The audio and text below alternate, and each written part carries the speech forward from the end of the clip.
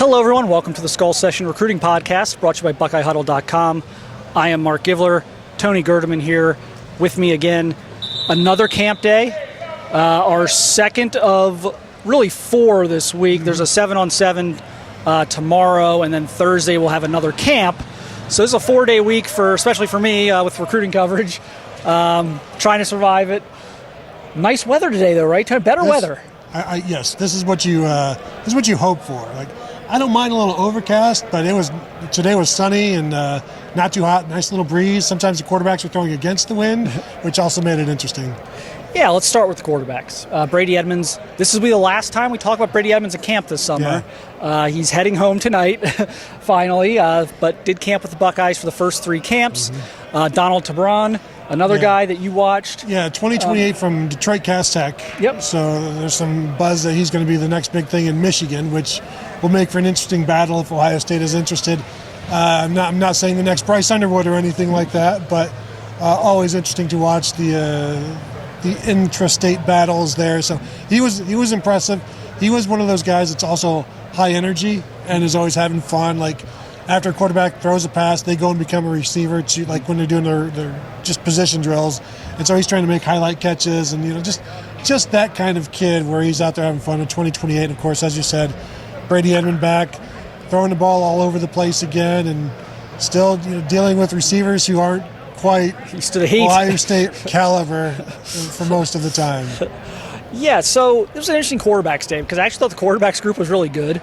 The problem is a lot of them are 2027s, and it was just like, what do we even talk about there? Because there's nothing at this point to talk about until they figure out what they're doing in 2026. And they are going to do something in 2026, whether it's a high school prospect or a transfer portal guy or something. So it's almost like kind of back burner names at this point. But with Tabron, that's an interesting guy because they are full speed ahead at 28. They're able to get a head start on that.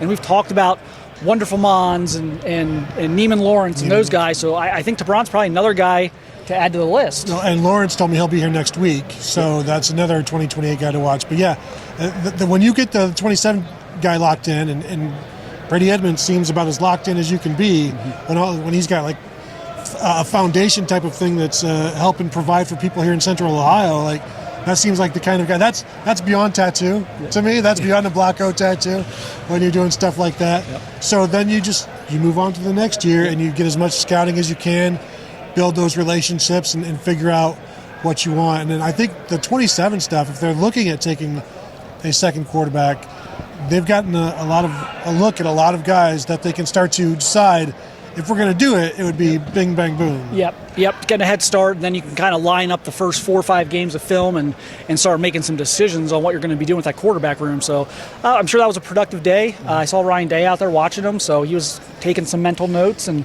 so he was paying attention. And Ryan Day he's not out here wasting time. So if he's watching, he's looking for something specifically. So interesting day with the quarterbacks.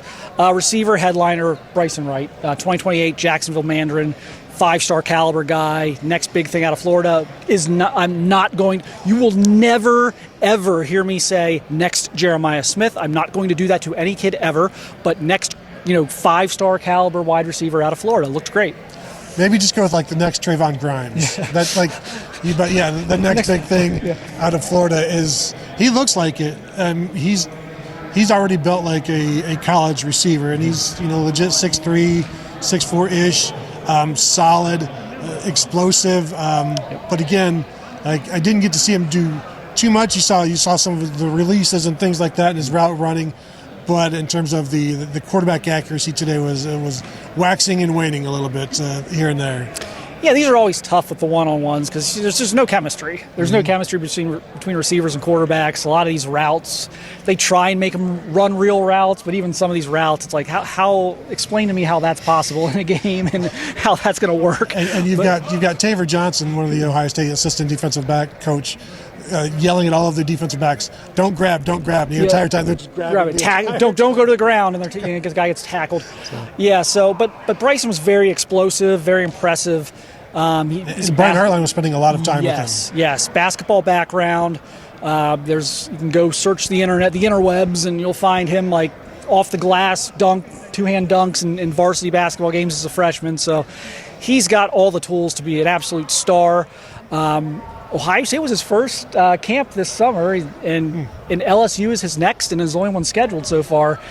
So he's clearly looking at who's producing wide receivers. And I asked him about that. He said, yeah, you caught me, basically. And so it's, places like Ohio State, LSU, and Alabama have caught his attention early, just places that are producing receivers right now. Yeah, and I forget who it was last year. It would have been maybe a 2028 kid that we were, maybe a 2029, saying, like, my top two schools are LSU and Ohio State because that's wide receiver U. And it's like, that's where I'm going to Ohio State or I'm going to LSU. And it's like, you're like 14 years old. Are you sure you want to? Like, those are the wide receiver U, so that's where I'm going. And it's if they can, you look at the names and the lines of receivers that he fits right in there in terms of what you would expect to see at this age. Yeah. I would say that.